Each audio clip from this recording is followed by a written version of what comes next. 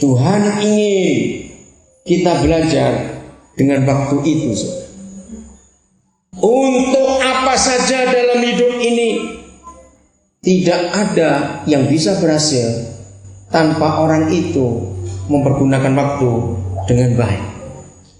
Jadi, dengan kata lain, uang itu nggak perlu dicari kalau orang itu pandai menggunakan waktu dalam hidupnya.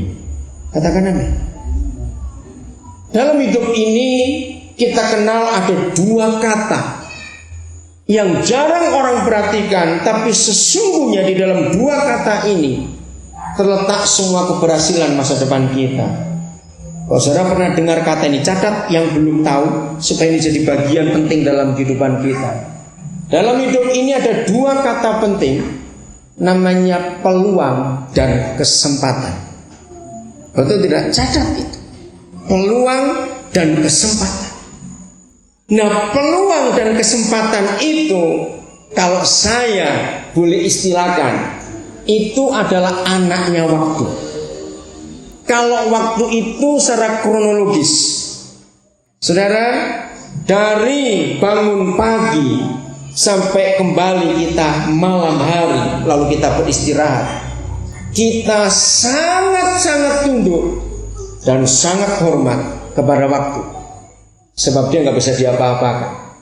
Kalau sudah jam 5 pagi, yaitu jam 5. Kita nggak bisa merubah sebelum jam 5 atau sudah jam 5. Kalau sudah jam 7 pagi, ya jam 7. Kita nggak bisa ngapa-ngapakan lagi. Kita harus tunduk, kita harus hormat, kita harus berkata ya kepada dia. Saya belajar di sini kagum sekali. Kepada Tuhan, sering atau pernah atau tidak pernah atau kadang-kadang kita berkata tidak. Ayo jawab. Kepada Tuhan sering, tidak pernah, kadang-kadang kita berkata tidak. Ayo mana, cepat jawab. Sering. Dan Tuhan sepertinya diam saja. Tapi kepada waktu berkatalah tidak, dia masa bodoh. Betul? Dia gak peduli. Karena dia itu berjalan. Dia bukan cuma berjalan dan tidak bisa dihentikan, tapi waktu juga tidak bisa kembali lagi. Ini yang harus kita takuti dalam hidup ini. Jadi untuk apa saja dalam hidup kita, saudara, ternyata kita sangat tunduk dan tidak bisa ngapa-ngapain dengan waktu itu tadi. Beri tanda Efesus 5, nanti kita kembali ke situ. Kita lihat doanya Musa yang terkenal dan cuma satu kali ditulis dalam Alkitab. Kita semua tahu hal itu. Mazmur 90. Dua ayat yang terkenal di dalam Mazmur 90 ialah ayat 10 dan ayat yang ke-12. Inilah keberadaan kita manusia yang tidak bisa apa-apa, harus tunduk kepada waktu. Masa hidup manusia berapa tahun? 70 tahun. Dan jika manusia itu kuat, berapa puluh tahun lagi? Tambah 10 tahun, jadi 80 tahun. Dan kebanggaannya adalah kesukaran dan penderitaan. Bangga loh. Tidak ada kebanggaan lain orang sudah tua. Kebanggaannya justru hal-hal yang tidak mengenakan, kesukaran dan penderitaan. Sebab berlalunya buru-buru dan kami melayang lenyap. Maka itu Tuhan ingin katakan, kalau ada di antara kita sebagai manusia takut tua, dengar baik-baik ini ya, maka berdoalah untuk saudara jadi ulang sebelum bisa ganti kulit. Jujur, siapa yang dalam hidup merasa takut tua?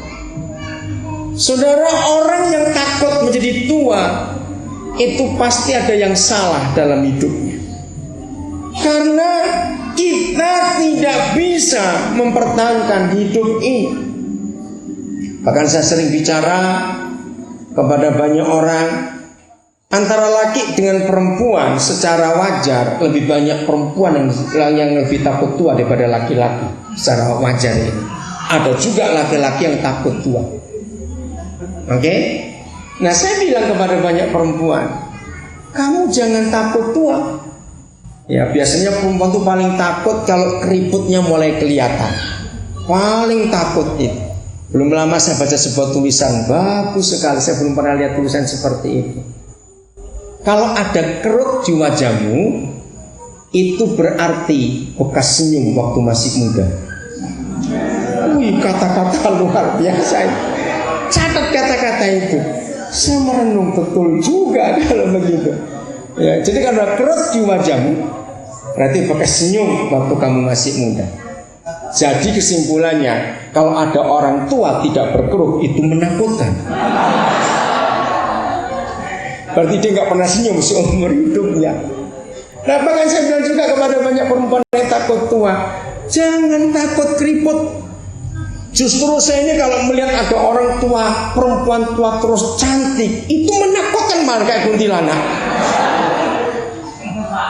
Betul nggak saudara? Sudah tua ya sudah, mau apa lagi? Nggak usah disemir, nggak usah dioperasi, sudahlah. Jadi pakai pepatah, saya nggak tahu tulisan dari mana itu. Jadi kalau ada keriput, ada kerut di wajah kita, berarti itu bekas senyum waktu masih muda. Hebat sekali. Amin. Nah, jadi tua itu memang harus, nggak bisa diapa-apakan lagi. Kita harus menjadi tua, nggak mungkin kita akan muda terus dalam hidup ini. Nah, inilah umur kita, 70 tahun. Kalau kuat kita 80, tapi kebanggaannya tidak enak sama sekali. Ayat 12. Ajarilah kami menghitung hari-hari kami sedemikian, sehingga kami beroleh hati yang bijaksana. Saudara, ternyata untuk kita bisa menjadi bijaksana, itu bukan karena sekolah, bukan karena gelar, bukan karena apa-apa, tetapi kita menjadi bijaksana itu karena kita bisa menghargai waktu dalam hidup kita. Itu arti kata ajarilah kami menghitung hari-hari kami sedemikian. Jadi hari-hari hidup kita itu kita harus perhitungkan terus. Karena itu gak bisa kembali, dan dia akan berjalan terus dalam hidup ini. Maka itu kalau kita bisa melihat hari-hari kehidupan kita, maka kebijaksanaan pasti akan ada dalam hidup kita. Kita semua tahu waktu, kata waktu yang dipakai oleh Tuhan kita dalam menulis firman ini adalah hari ini.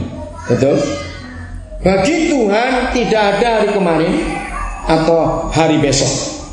Bagi Bapa di surga adanya cuma hari ini. Maka itu kata kekal itu bukan tidak ada batas waktu, tidak selama-lamanya, tidak. Kata kekal itu artinya cuma ada hari ini, nggak ada kemarin, nggak ada besok. Nah, itulah waktu Tuhan kita. Nah, saudara dan saya yang hidup di dalam Tuhan Yesus itu pasti hidup dalam waktu hari ini. Katakan amin. Jadi setiap hari buat kita, sepanjang umur hidup kita, itu hari ini. Alkitab menuliskan, kita lihat doa Bapa kami contohnya. Kapan kata waktu dipakai dalam doa Bapa kami? Hari ini. Nah, secara logika kita bisa hidup pada hari ini terus. Kenapa? Apa yang membuat Tuhan kita cuma waktunya hari ini? Dan mengapa manusia terbatas dalam 3 dimensi waktu ini? Jawabannya gampang. Kalau matahari itu tidak ada, maka kita akan ada pada hari ini seterusnya. Coba renungkan, ya atau tidak? Kalau matahari itu tidak ada, berarti kita akan ada pada waktu hari ini seterusnya. Enggak ada yang ngamen. Kita perlu matahari secara energi, tapi secara waktu kita punya matahari kebenaran. Itulah Tuhan kita. Amin. Mazmur 84 mengatakan dialah matahari kebenaran